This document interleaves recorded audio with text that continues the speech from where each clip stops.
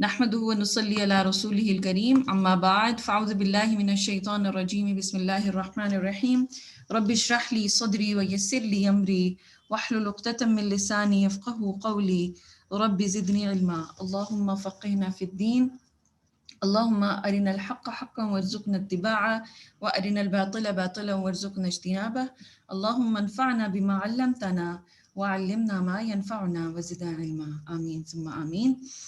So Ibn Abbas said tafsir is divided into four types: a type that Arabs know by their language, a type which no one can be excused from not knowing, and this is fard. So everyone should have a knowledge of this type of tafsir, right? And and then there is a type which the scholars are aware of, and a type which one can know except no one can know except from for Allah subhanahu wa ta'ala. As for the type which the Arabs are aware of because of their speech, this is due to their knowledge of Arab vocabulary, grammar, and the principles of rhetoric, as we discussed earlier. Now, going into detail for each category, we will look into details. Now, the different kinds of tafsir, the different types of and kinds of tafsirs, we will discuss one by one, inshallah, in detail. And we're also going to look at the different books of tafsirs that fall into that category. So, the first category is known as tafsir bil mathur, or tafsir based on narrations. In other words, the Quran is interpreted based on other verses of the Quran, hadith of the Prophet ﷺ, and statements of the companions and successors. This type of tafsir is, of course, the most authentic and proper method of tafsir.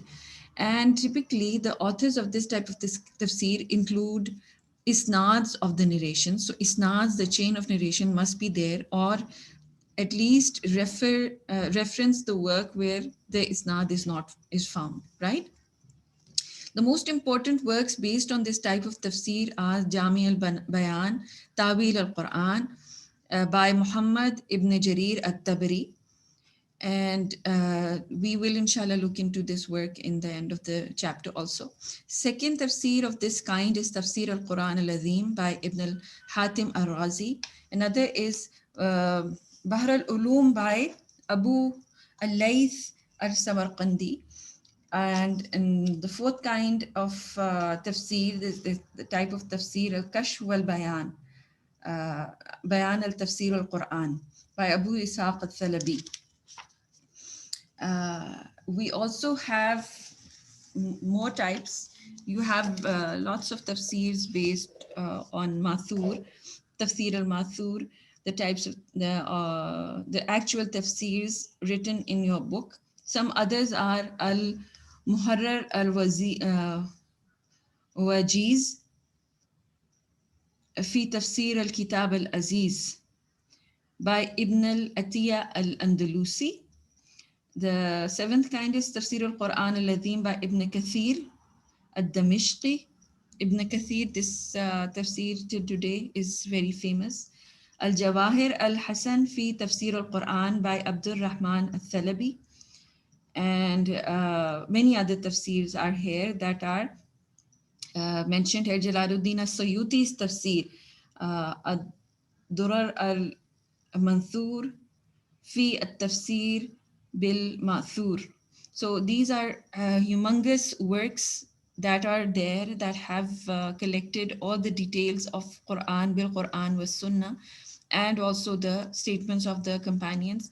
And these are by all means the most authentic and the most the best of the tafsirs that are available for us to read, inshallah. And some others are also mentioned in your book.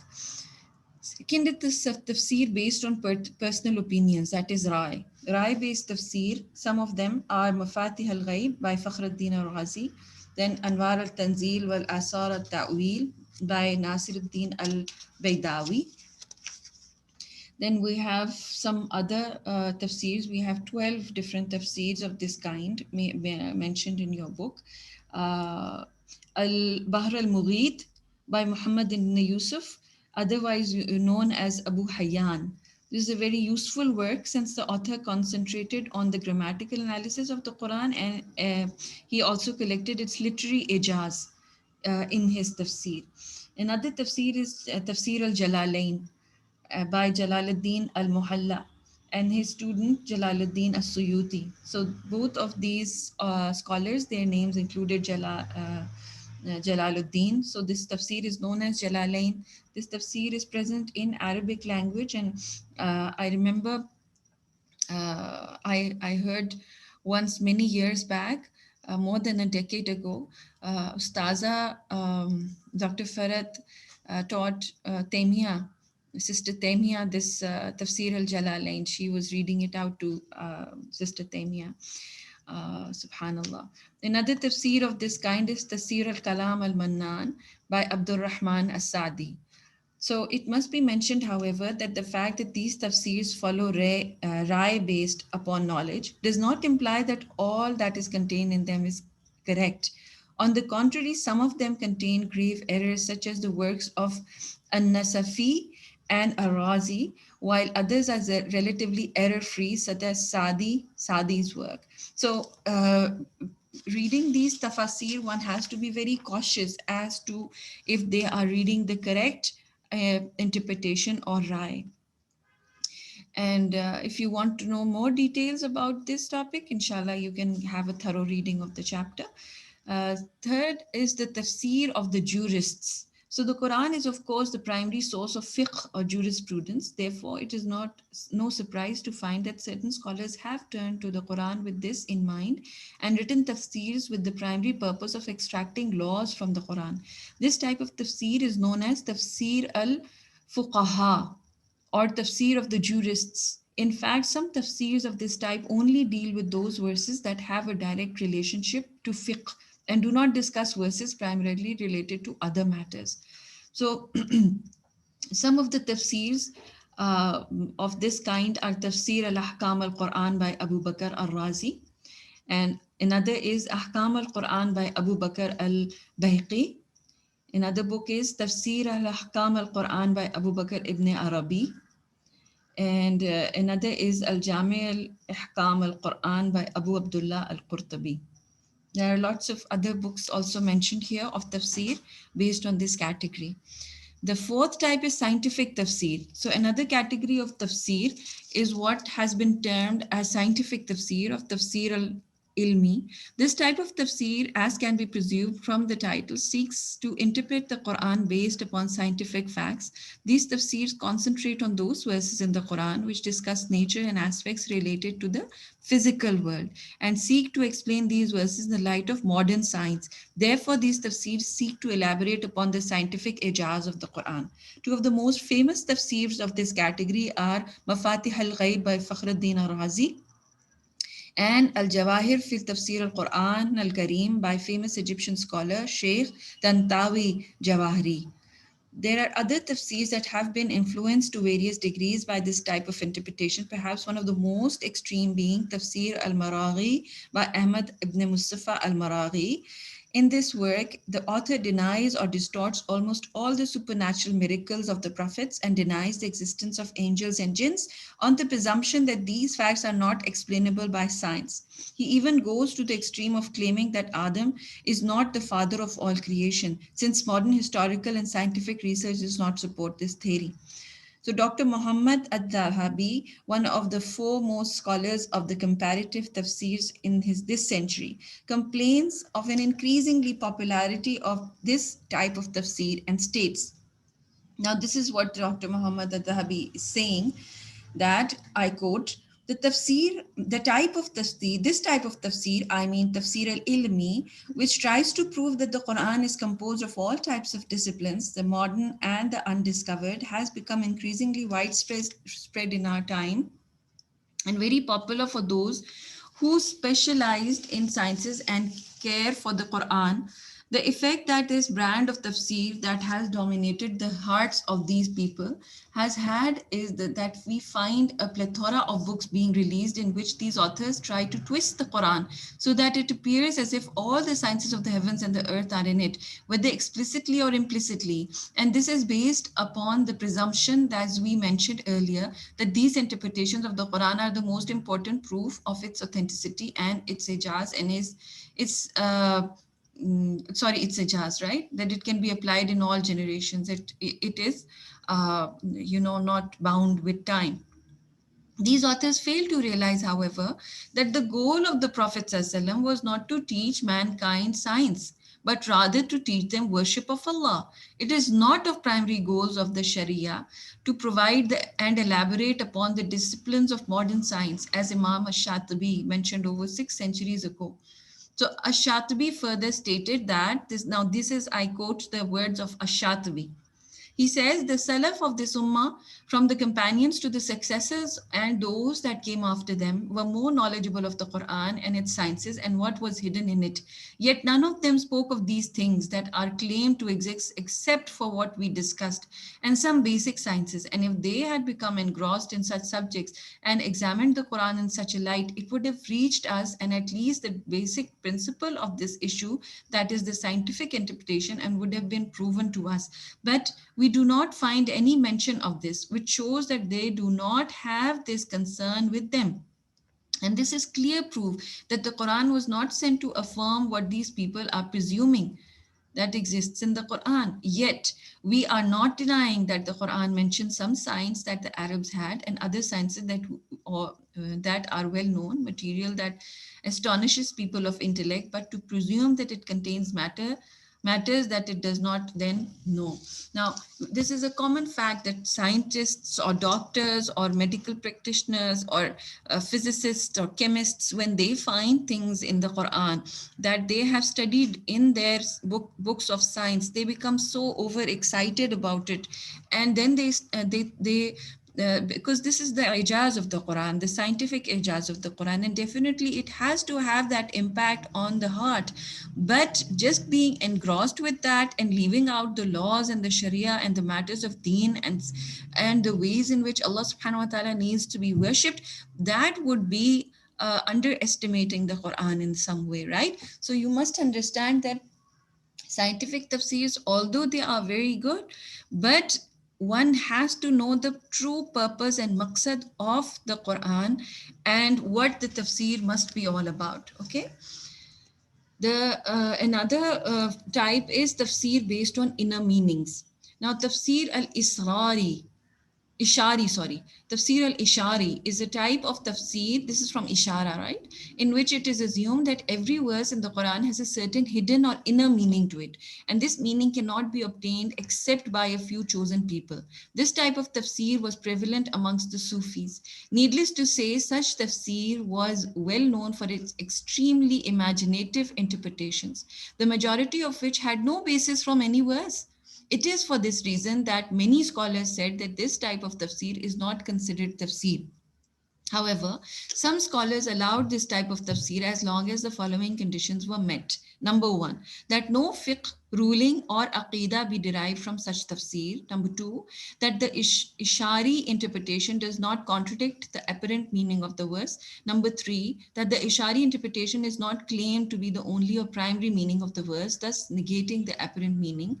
Number four, that the ishari meaning does not contradict to the other aspects of the Sharia or common sense. Number five, that this interpretation has some basis for it in the Sharia.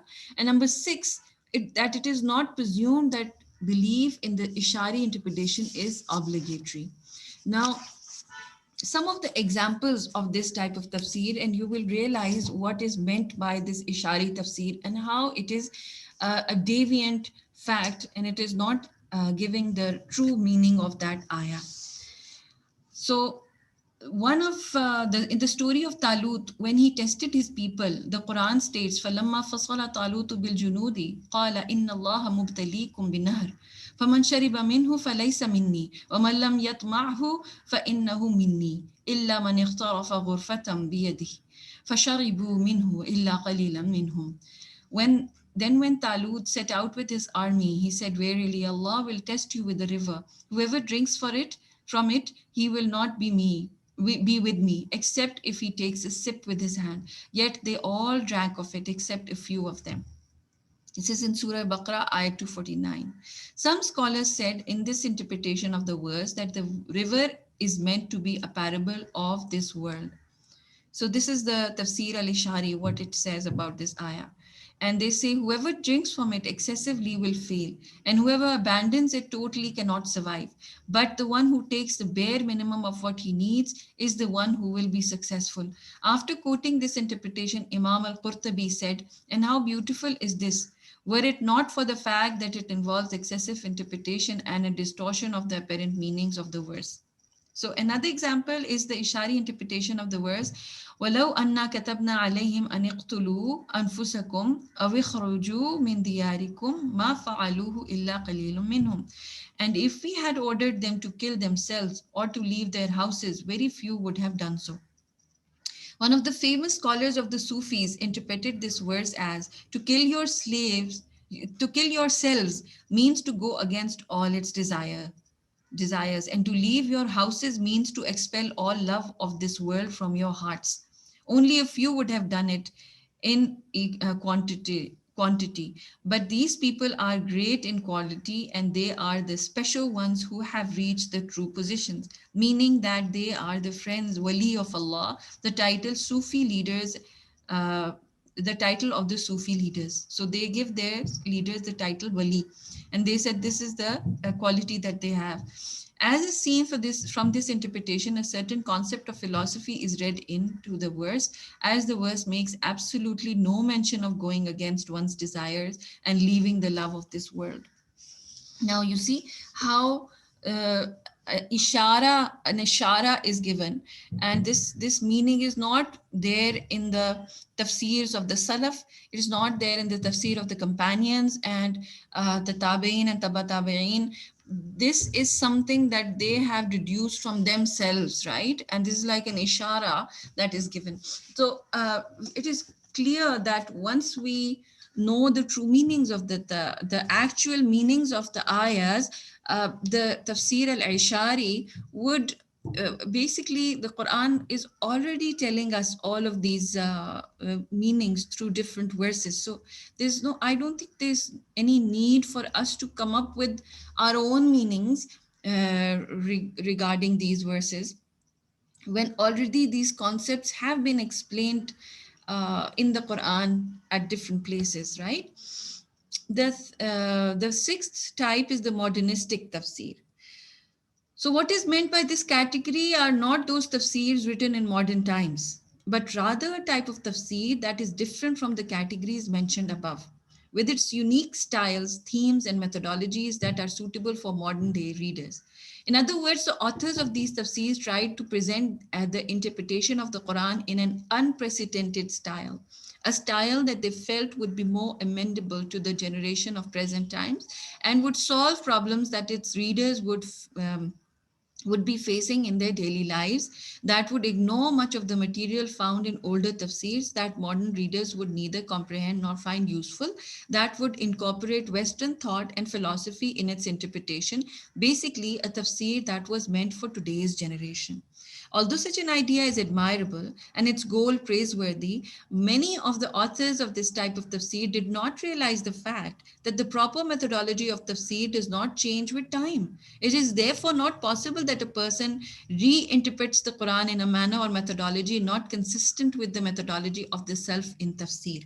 In addition, almost all of these authors were influenced strongly by the modernistic school of thought known as the Islahiyya movement, founded by Jamaluddin Afghani and his student Muhammad Abdullah, and by Sir Syed Ahmad Khan in the Indian subcontinent.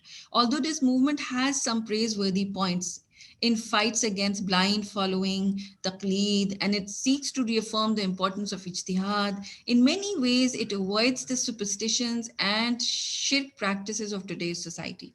At the same time, it represents one of the most powerful forces against the true teachings of Islam. This is because of the fact that its primary goal is to combine Western philosophy with the Islamic thought and teachings, an act that the Mu'tazila before them tried and failed to do. You will, inshallah ta'ala, read about this deviant sect, the Mu'tazila, in your Aqidah course, inshallah. So this was an act that in essence goes against the very purpose of the religion. So the famous tafsirs of this category are Tafsir al-Manar by Muhammad Rashid Rida, Tafsir al-Maraghi by Ahmad Mustafa al-Maraghi, Tafsir al-Quran al-Kareem by Muhammad Shaltut, and some other tafsirs are also mentioned in your book. Now, some of the famous tafsirs you can find on page 339 onwards. I'm just going to read out the names so that at least when you come across them, you would know that these are monumental works and they're great works that scholars have done for us to use and for us to study. So one of this is Jami al Bayan al Tabari. So Jami al Bayan al Tabari and Tawil al Quran. So this is the comprehensive explanation and interpretation of the verses of the Quran by Muhammad ibn Jarir al Tabari. Is one of the earliest and greatest tafsirs in existence, and it's considered the first reference to turn to among all the works of tafsir. And this is because at-Tabari compiled in this tafsir many narrations of the Prophet ﷺ, the companions, the successors, and those after them concerning the interpretation of verses and phrases of the Quran. The author was a scholar in almost all fields of Islamic sciences, for he wrote, in addition to this tafsir, a masterpiece of Islamic history called Tarikh Rasul wal Maluk, another now existent work on the Qiraat and many other works in almost all fields of Islam. He even founded his own madhab. So he is, mashallah, he's done monumental works, and you can learn about his works in detail in your book, inshallah. Another tafsir is Tafsir al-Quran al-Azim of Ibn Kathir. So this important tafsir is that Imad Abdul Fida ibn Kathir, entitled Tafsir al-Quran al-Azim. Ibn al-Kathir was one of the most famous scholars of his time, having studied under Shaykh al-Islam ibn Taymiyyah, al-Hafiz al-Miza, Mizzi, and other notable scholars. His tafsir is considered to be the second reference after that of Tabari, right? An advantage of this tafsir is that it is easier to read than At-Tabari, since Ibn Kathir greatly summarizes the different opinions that At-Tabari quoted, usually only giving the strongest opinion. In addition, in many places, Ibn Kathir gives his opinions concerning the authenticity of a particular narration. At other times, however, he merely quotes the isnad and does not comment on the authenticity. And this is an amazing tafsir. You must have this in your library and in your homes. And I personally feel that it is great to have books in printed form with yourself today, with the Kindle and having all sorts of e-copies and PDF. I'm sure that is definitely very useful. But having your own library and having your books in printed form, in proper form, that is how you would relate to the scholars of the past, and how the Salaf used to study. And you can combine your technology with the books and the works that have been done. So definitely a tafsir Ibn Kathir that must be on your bookshelves. Another is Mafatih al-Ghaib of Al-Razi. Another book is Al-Kashaf az-Zamarqashi, Al-Kashaf of az-Zamarqashi. So all of these are great monumental works, and inshallah, you can, whoever wants to dive into details about tafsirs, they must have these books with them. Now, some of the dangers of improper tafsir. We will look into examples, inshallah. What is the danger of doing improper tafsir? If somebody is not qualified enough, if somebody is doing wrong tafsir, what is the danger in it? So the Prophet ﷺ forbade arguing over the Quran and stated that such arguments lead to disbelief. Once he sallallahu passed by a group of people arguing over the Quran, he commanded them, verily the nations before you were destroyed by this action of yours. They would try to contradict part of the book of Allah with other parts. Indeed, the book of Allah came to confirm its verses with each other and not to contradict them. Therefore, do not reject its verses due to other verses. When you know something from it, the Quran says it, and if you do not know it, then leave it. No one who does then leave it to one who does know. He sallallahu alaihi wasallam says, those before you were destroyed because they argued over their book. In another narration, he sallallahu alaihi wasallam said, to argue over the Quran is equivalent to disbelief and kufr.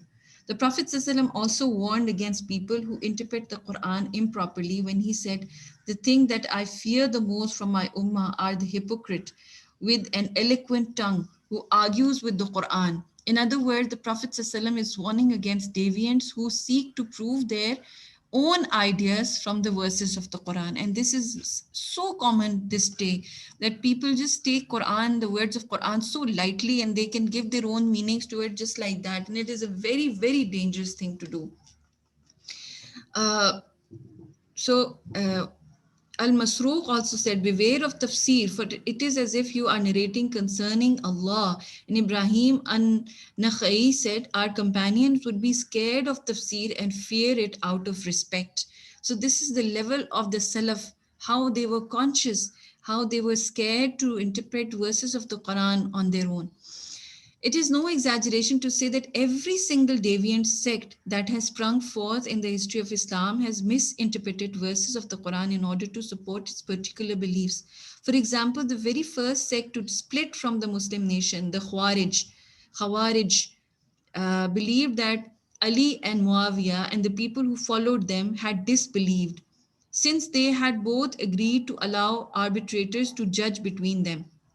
They felt that Ali and Muawiyah had, by accepting the judgment of the arbitrators, rejected the verse in the Quran, "Verily, judgment is only for Allah."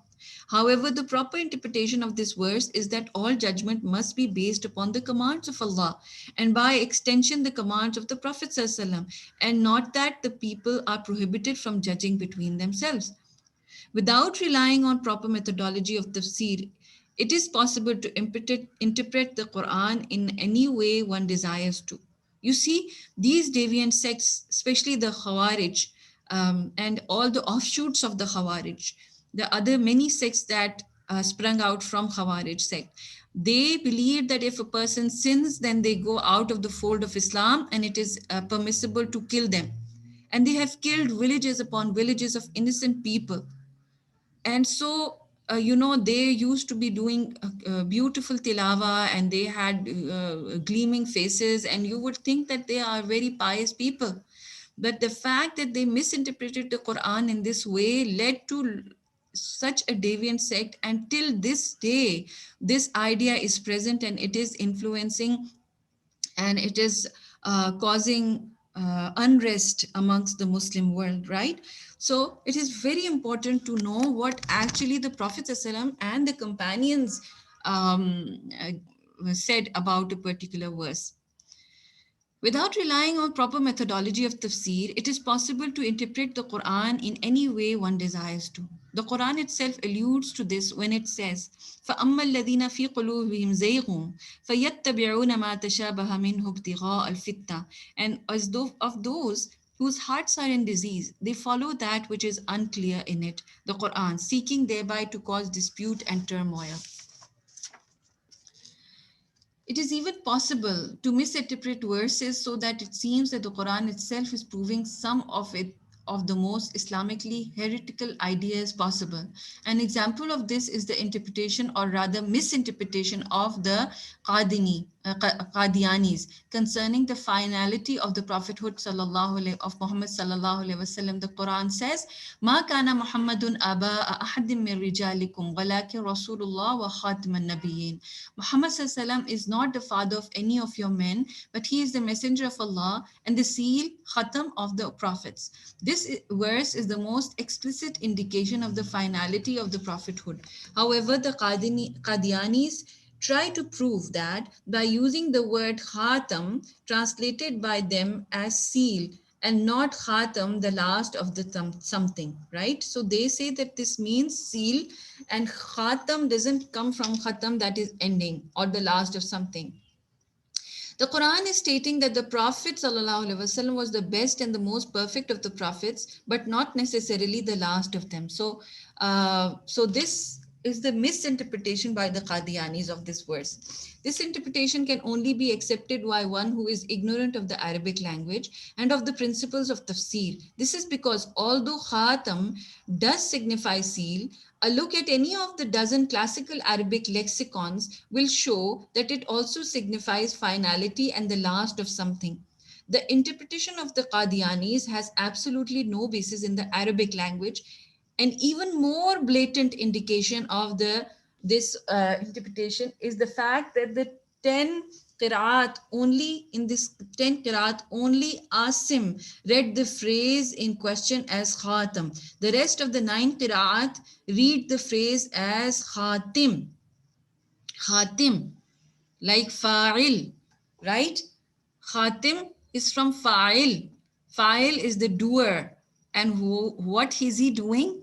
Khatim, that is ending, the last. So this is a stark indication of the ignorance of misguided sects with regard to the proper methodology required to interpret the Quran, as was mentioned earlier. So even more of these interpretations based on forged narrations and presumed inner meanings. Tafseer al-Ishari to a verse. For example, in certain Sufi tafseers, the verse, this particular verse, هُوَ الَّذِي مَدَّ الْأَرْضَ وَجَعَلَ فِيهَا رَوَاسِيَ, and it is he who has spread out the earth and placed therein firm mountains, is interpreted as follows.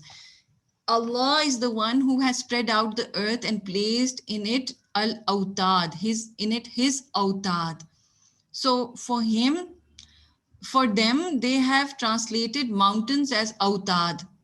What does awtad mean? According to the Sufis, it is one of the highest hierarchical levels in Sufi doctrine and the chosen ones among his servants. Therefore, it is essential to turn to them to seek help from them, and whoever travels in the earth in order to find them is successful and has been saved.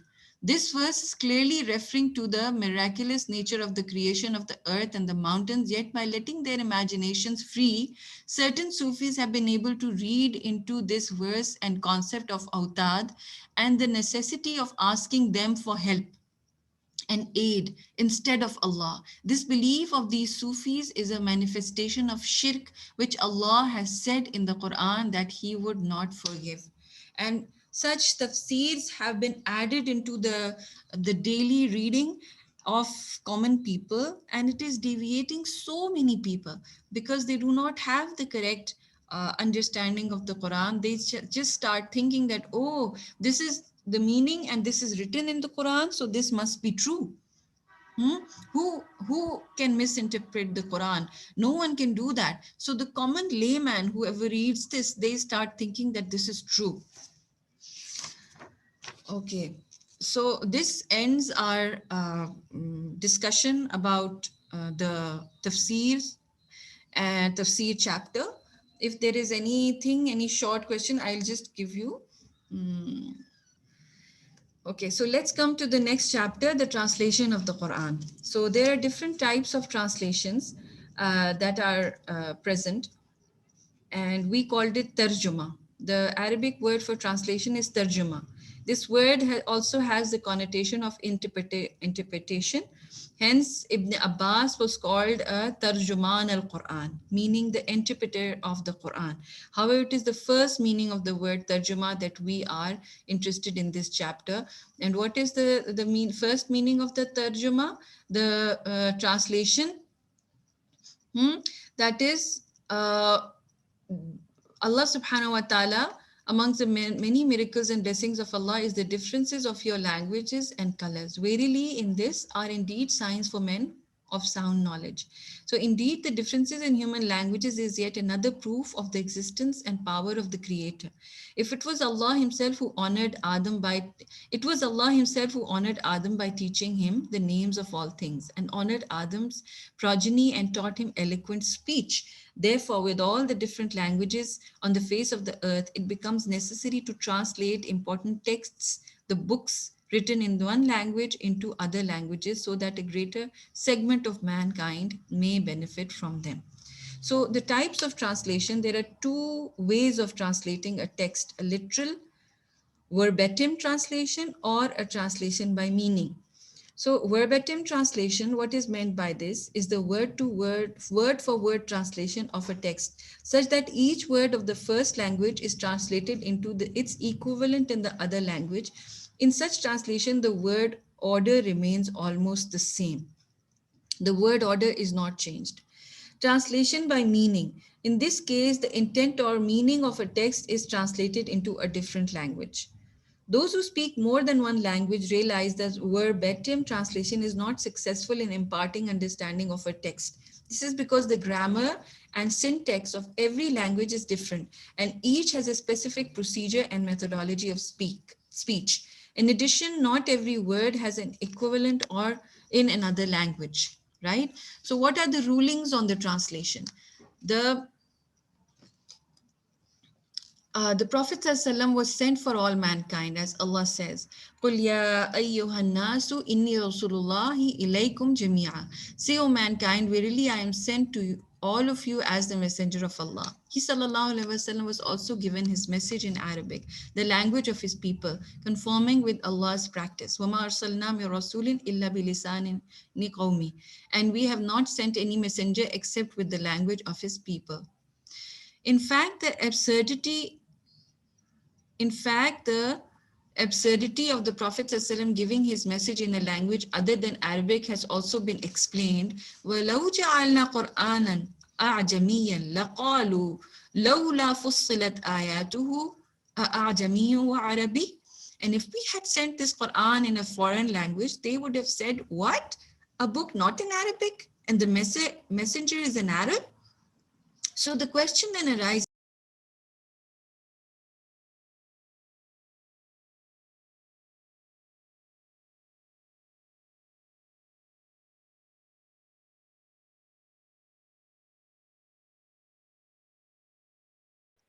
ولو جعلناه قرآنا عربيا لقالوا لولا فصلت آياته أعجمي وعربي. And if we had sent down this Quran in a foreign language, they would have said, what? A book not in Arabic and the messenger is in Arab?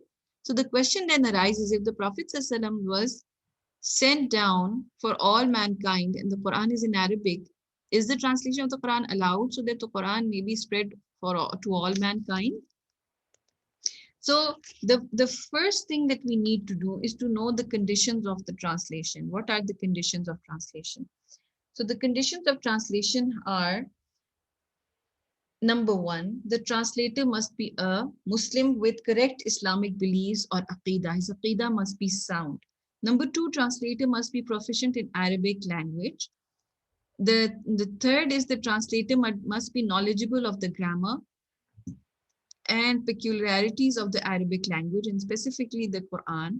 The fourth is the translator must be familiar with the other Islamic sciences to a degree with which he can translate the Quran with the proper interpretation. Number five, that translation must conform to the intent of the verse, such that it is a reasonable rendering of the meanings of the original. For this, the authentic classical interpretations of the Quran must be consulted. Number six, the translation must be complete, such that the original, i.e., the Quran, is not needed by the person reading the translation, or else the whole purpose of the translation is lost. You see, so the translation should be such that it would explain that ayah and clearly give its meaning. Neither the translator nor his audience may believe that the translation is the Quran. So you must remember the translation is not the Quran, right? It is not the Quran. Translation is the translation. It is not the Quran. Okay. So you will, and the fact that the translation has to be done by a Muslim of the correct aqidah means that uh, when the aqidah is correct, the translation will be correct. The translation is not going to be twisted, or another meaning is not going to be given to the ayah. Okay, the wrong meanings are not going to be given to the ayah. Okay, so your book also states about the history of translation and translation into Western languages.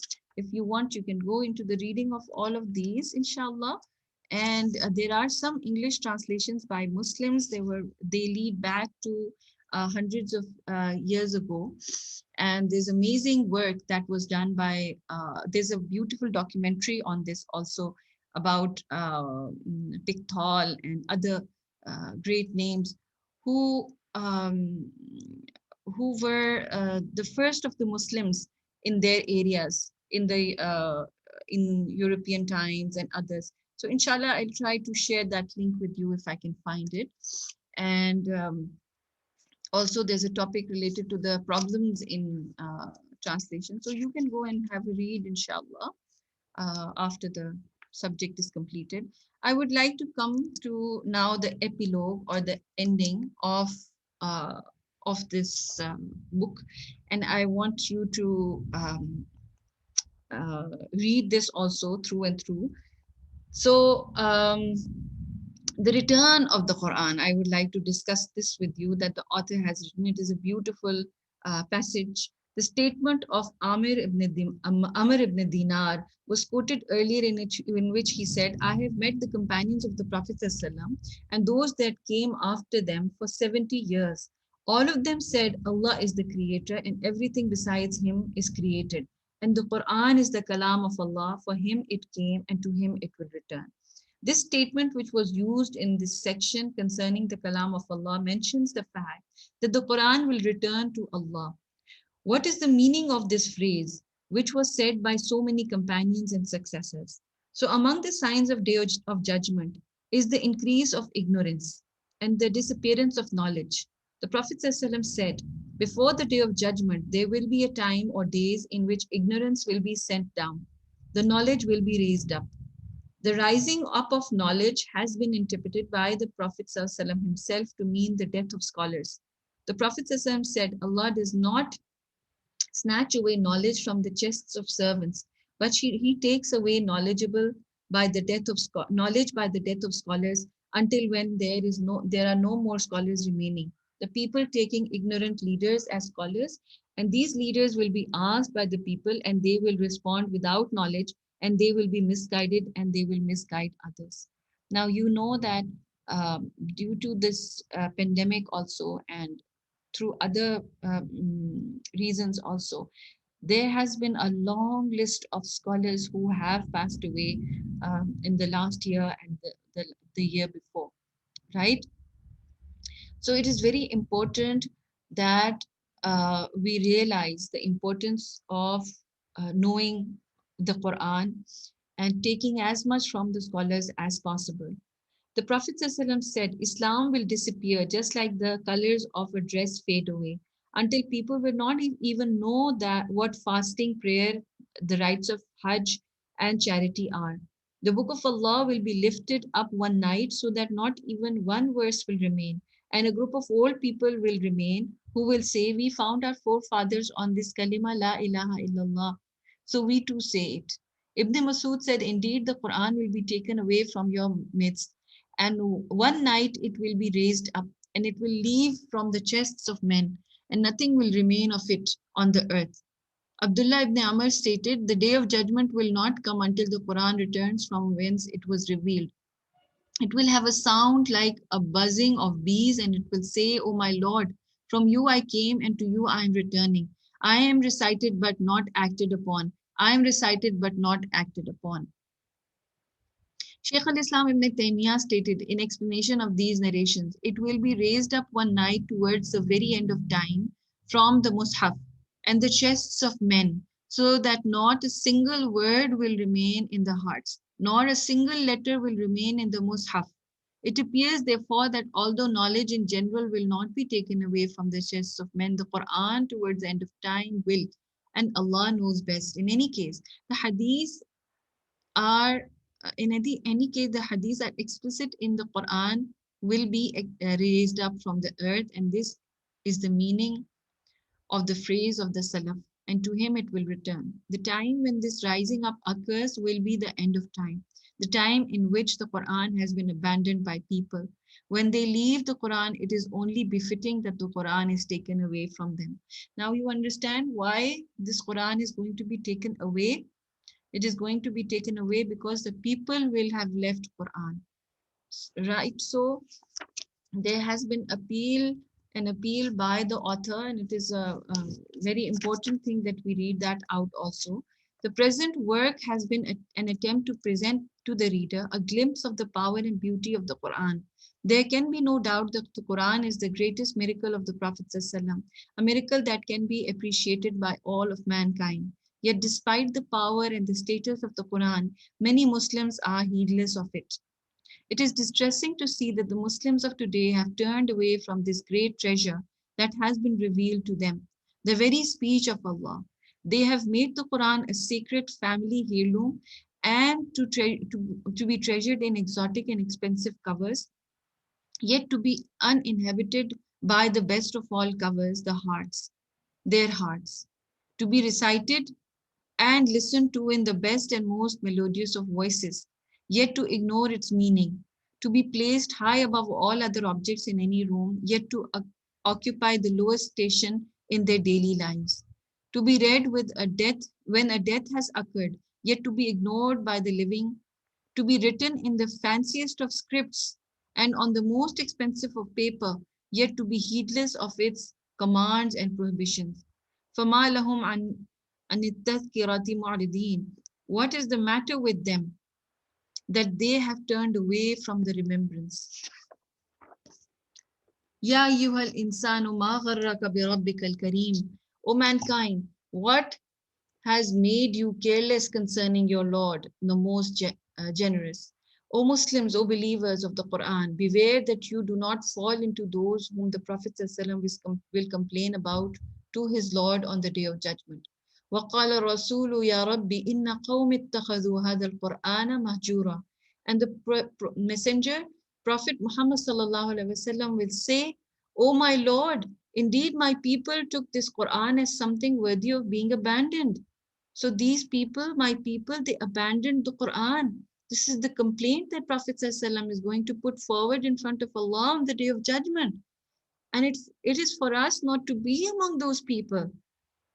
The scholars Ibn Qayyim al-Jawziyah said, there are various types of abandonment of the Quran. Number one, to abandon listening to it and believing in it. Number two, to abandon acting upon it and ignoring its lawful and prohibited uh, ordinances, halal and haram, even if one believes in it and recites it. Number three, to abandon judging by it and restoring to it as a judge when there are differences in the essence of the religion or other matters.